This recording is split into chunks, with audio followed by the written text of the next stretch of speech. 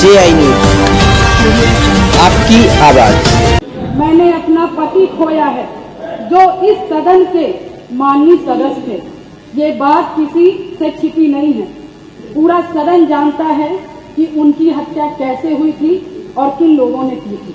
मैं धन्यवाद देना चाहती हूँ ऐसे मुख्यमंत्री जी का, जिन्होंने जीरो टॉलरेंस ला करके, पॉलिसी को ला करके, अपना करके अपराध और माफिया अतीक अहमद जैसे अपराधियों को मट्टी में मिलाने का काम, जो करके दिखा दे उसी पर विश्वास किया जाता है। मैं भी 3 बार इस सदन की विधायक रही हूँ। बहुत छोटी उम्र से रही हूँ। सबके विश्वास और सबकी आस से मैं यहाँ पर आई हूँ।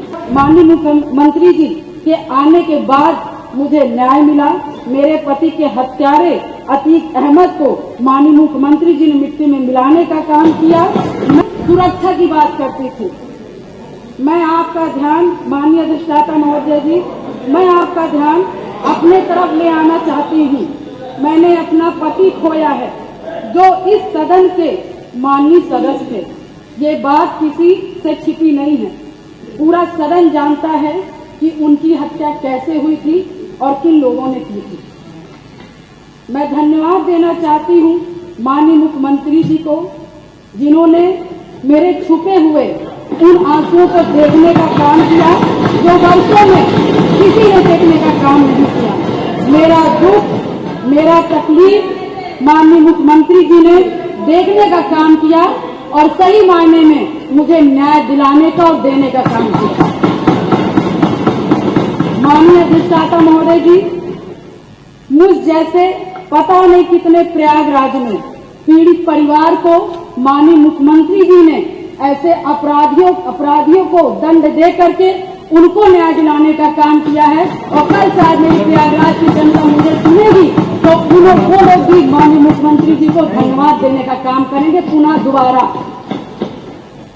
और माननीय अध्यक्ष जी, मेरे जैसे पता नहीं कितने महिलाओं की सिंदूर को मिटाया गया, पता नहीं कितने माताओं की गोदी सूनी कर दी गई। मैं धन्यवाद देना चाहती हूँ ऐसे मुख्यमंत्री जी का, जिन्होंने जीरो टॉलरेंस ला करके, पॉलिसी को ला करके, अपना करके अपराध और माफिया अतीक अहमद जैसे अपराधियों को मट्टी में मिलाने का काम। आज प्रयागराज, अधिष्ठाता महोदय जी, आज प्रयागराज ही नहीं अपितु पूरा उत्तर प्रदेश की जनता आज माननीय मुख्यमंत्री जी के तरफ विश्वास की नजर से देखता है कि कोई भी प्रदेश का कोई भी माफिया या भू माफिया हमारे भाई की तरफ, हमारी महिलाओं की तरफ, हमारी बहनों की तरफ बुरी नजर से उठा के देखने का काम करेगा तो उस हर अपराधी को मिट्टी में मिलाने का काम किया जाए। और माननीय अधिष्ठाता महोदय जी, मैं ये कहना चाहूंगी कि कोई जिसकी सबसे बड़ी बात, क्योंकि जो करके दिखा दे उसी पर विश्वास किया जाता है। मैं भी 3 बार इस सदन की विधायक रही हूँ।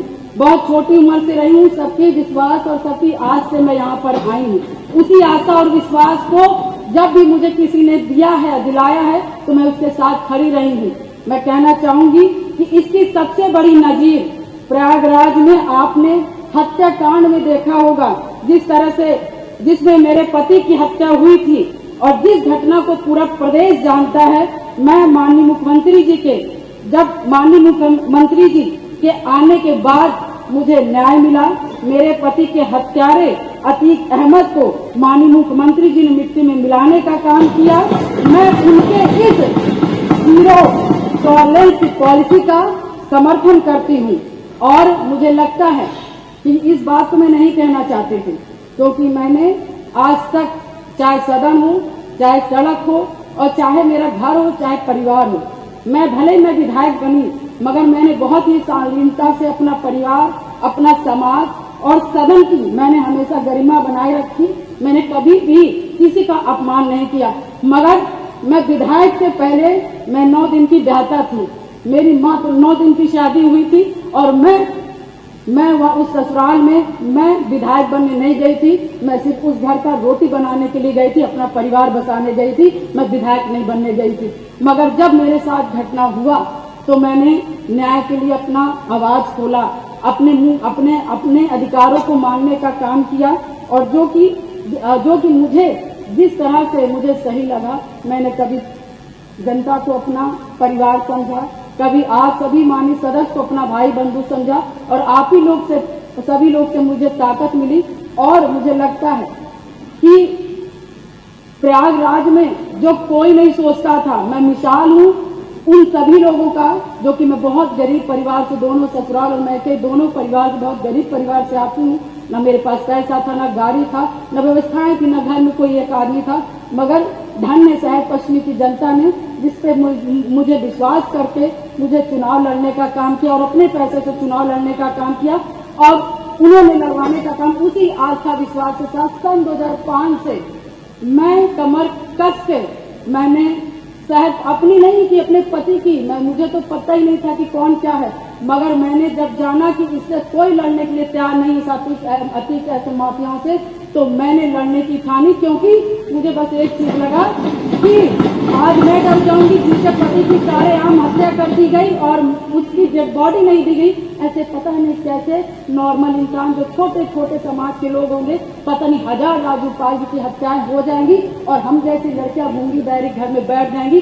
अधिष्ठाता महोदय, मैंने उनकी आवाज मैं सुन करके, और मैं अपने लिए लड़ाई नहीं की, पूरे शहर पश्चिमी और पूरे प्रयागराज और पूरे उत्तर प्रदेश की जनता के लिए लड़ने का काम की।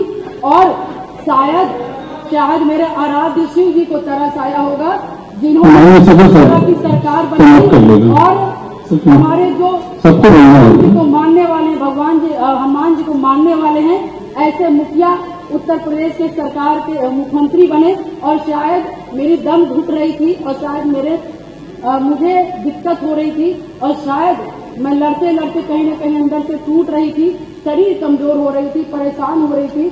ईश्वर को भी तरस आया और महाराज जी को भी तरस आया और मुझ जैसी महिला को न्याय दिलाने का काम किया। उत्तर प्रदेश की जनता को, मुझ जैसी महिलाओं को न्याय दिलाने का काम किया।